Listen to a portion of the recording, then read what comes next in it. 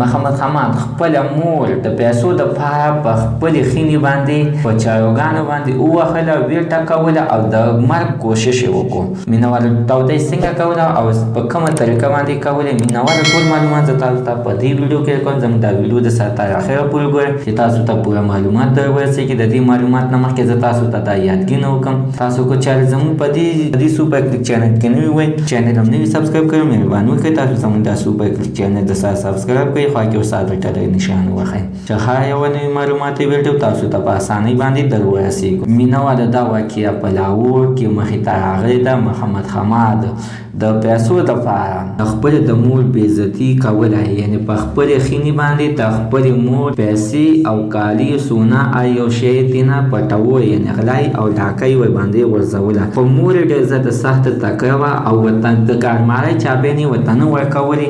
نو د دغه حماد د ښځې خور هغې چاره راواخیستله او یارولې ورته ویل په چاره دې وایم د المارۍ چابیانې دې راکړه چې مال ته نه ټول لوټ کړمه. خو هغې ورته نه ورکولې. نو دې ظالمې بیا په دغه مخ باندې یوه چاره ووهله او دوه درې چارهګانې بیا په ملا باندې وخورې دي چې هغې وله بیا د خپلې د یارې نه چابیانې ورکړي دي.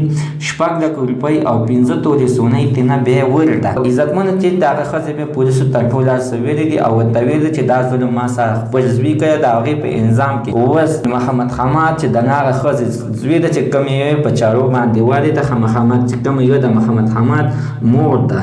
عزتمنو داسې زامن دي الله تعالی نوس نابود کړي چې د خپلو میندو سره دغه شانته ظلم او زیاتۍ کوي. مینوال زموږ د سره نننۍ معلومات ته د دې ځای پورې د نوي معلوماتو لپاره د سره زموږ دا سوپر کلیک چینل د سره سبسکرایب کړئ خوا کې استاد ټلی نشان ووهئ. د هر یوه نوي معلوماتي ویډیو تاسو ته په اسانۍ باندې تر ورسېږي.